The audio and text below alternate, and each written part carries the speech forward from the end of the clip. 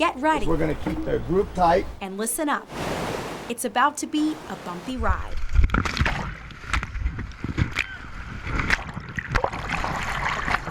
It's really fun.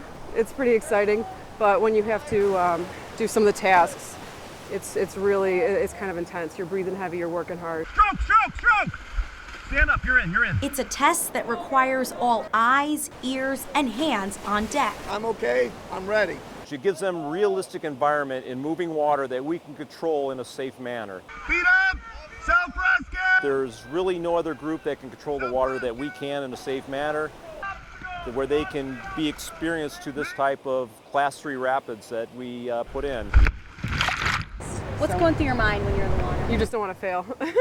You just got to keep going. Even when you're tired, you just have to keep pushing and pushing and pushing. There you go, I got you. It's why teamwork is so important. You'll be willing to put your life on the line for anybody that you jump in the water with, so it's a great bond. It doesn't matter where they're from, how big or small the town or city is. And this week's group has come from all over. Sugar Creek near Terre Haute, St. Louis, Missouri area, a number of departments from Illinois, Chicagoland area, as well as Southern Illinois, and Minneapolis, Minnesota. No matter the obstacle. We want to get up and over. We want to make sure floods, anything come in, we know exactly what we're doing. We're mission ready. Within the brick walls of the Commerce Center, there's an underground project that's been months in the making. There's a lot of underutilized spaces in the city, and one way to use some of those spaces is for art. The building was built in 1901 and used as a generating station until the 1970s. Shortly after, it became a health club, a piece of history that Chicago artist Charity White has been working hard to replicate. I went on Facebook, and through the History of Mishawaka and South Bend Facebook group, I was actually connected with people that used this space and used the pool. And then I contacted them and I got to know them some, and they let me take photographs of them and use them as my models for this space. Charity's installation will be one of 10 on display at a reception next month.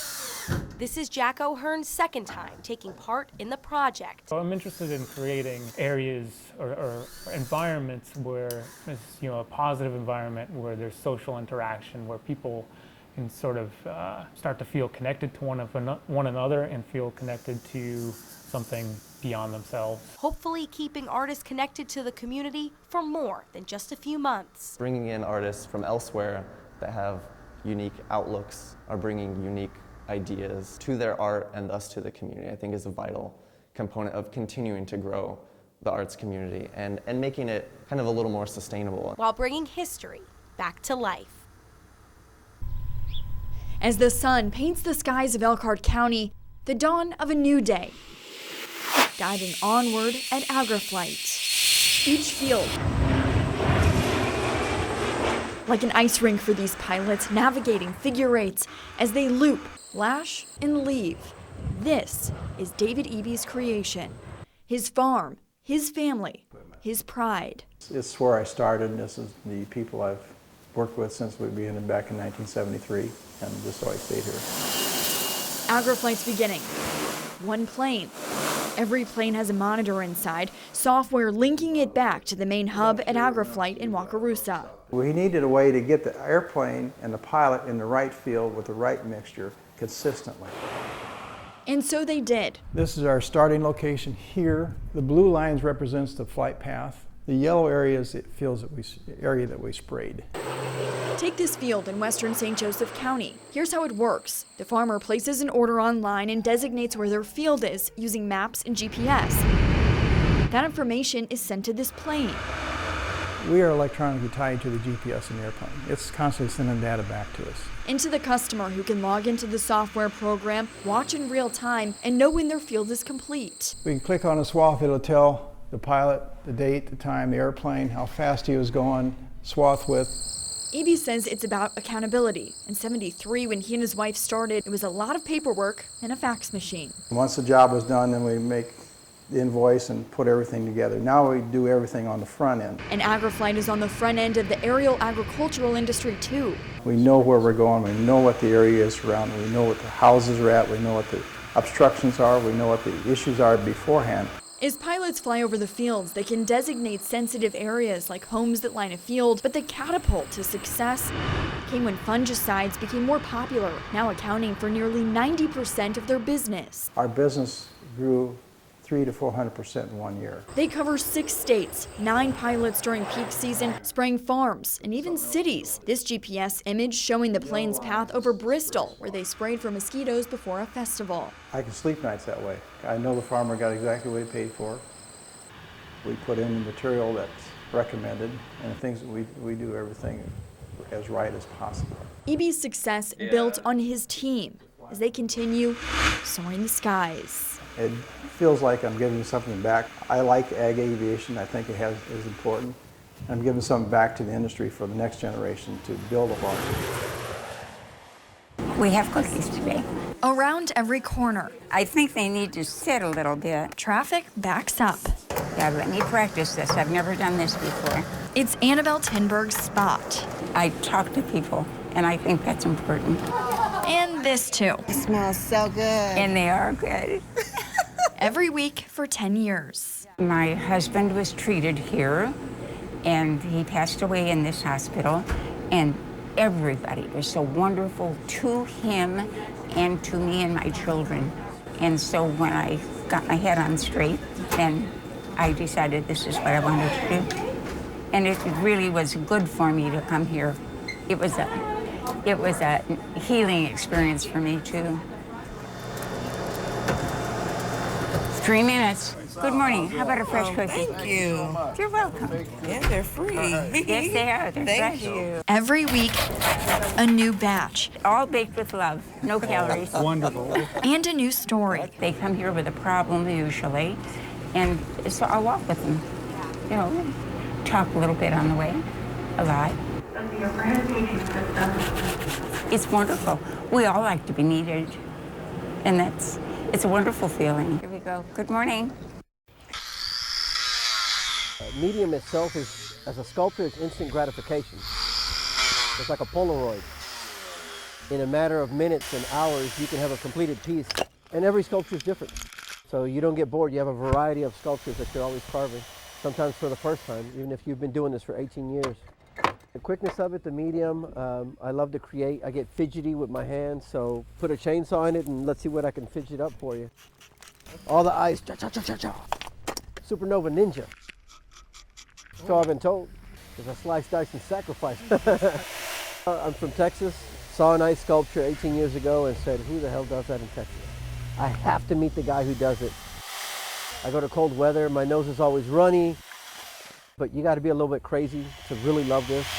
On my vacation, let's go to 40 below and give me some chainsaws and let's chop up some ice. Since the festival first started, we've all been here. It's an amazing event, beautiful weather, and the sculptures are always different.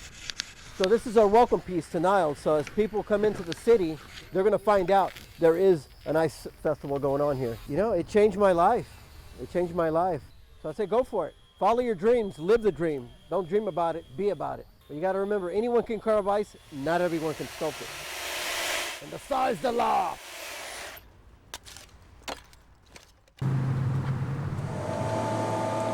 With laser-like focus, Sierra Silva is carving out her plan for the future. I'm building a house with the group that I'm in. It's another project for this 10th grader at Career Academy. It's just taking gases, and there's a laser projected down there, and when the laser hits the gases, it just cuts it. Cutting-edge technology is the basis for this school. A light bulb goes on. And the reason it's now a certified science, technology, engineering, and math school with the state of Indiana. Alex Hamill drafted that proposal. It's not even the future. It's, right now as we speak, there's a high demand for it, and it's projected to, only grow in the future. Engineering, computer science, robotics-related jobs. Those are the types of, careers that are the fastest growing, the highest paying, and that's why we concentrated on the ones that we did. It's building their future and changing the way kids think about school. We get a lot of kids that come in here, they don't know what an engineer is, and they don't know about computer science. These 2 pieces only took like 2.5 minutes. For this 10th grader, it's not just another project. They just pop right out. And it's a path toward her goals. We just got some test scores back the other day, and it showed a really big jump of where I was in the beginning of the year till now, which has helped a lot to see where I stand. Whatever the kid is, passionate about, whatever they're interested in, I want to connect that passion to a successful career.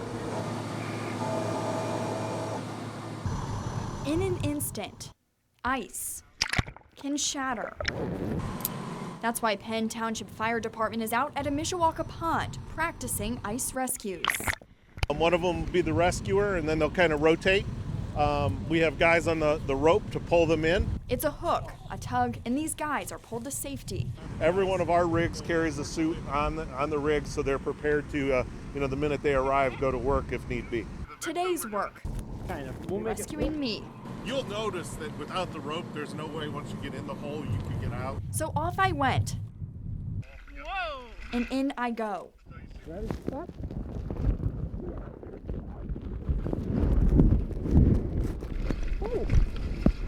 But it's not just people they're saving. It seems like every single year we get numerous dogs, animals through the ice, and we treat that as a human. Reason being is if we don't, then we're afraid that somebody, the owner, whoever's going to go out and try to rescue it. That's why training like this is so important. Every love story starts somewhere. Squirrel hunting was the first time he took me out hunting, and that was dating. That was right away. 11 years and 2 kids later, Ashley and Andy LeCount's story began in a deer stand. I call them tree stand dates because we have babysitters, so. But Ashley wasn't always a hunter. I knew she was outdoorsy.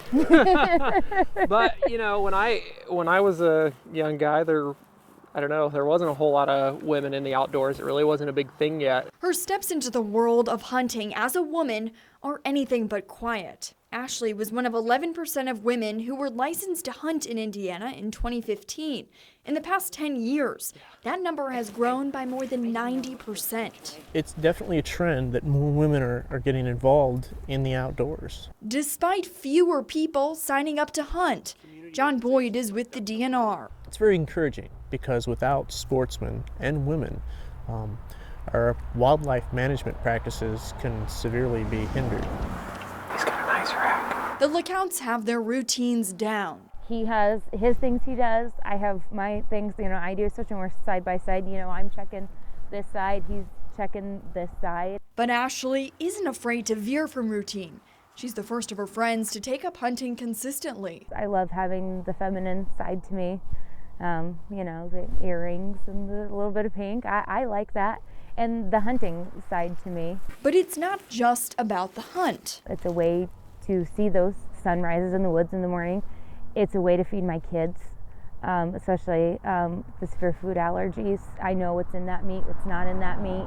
And that for us is a really big deal too. And a lot of other women agree. Most women who hunt do it for the meat, but most men who hunt do it for the sport. When we get to that stage, we realize that the purpose of us going out to hunt is actually going out because we have that opportunity.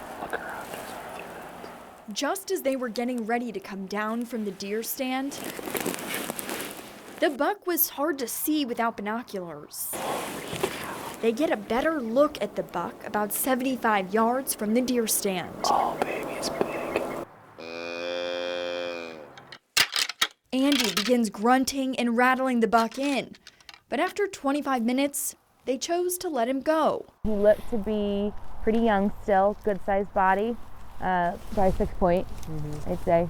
So fun to watch. If I'd seen a very large doe today, she would have, if she'd come in close enough, Lord blessed us with that, she would have been in the freezer, Because for Ashley, yes, it is about the hunt. Hi guys. Hey Mommy. Mommy was showing him my 12 point from Monday. But it's also about what this does for her family. I enjoy the hunt, I enjoy processing it, and then I enjoy cooking it up for my family. I love being a part of every step along the way.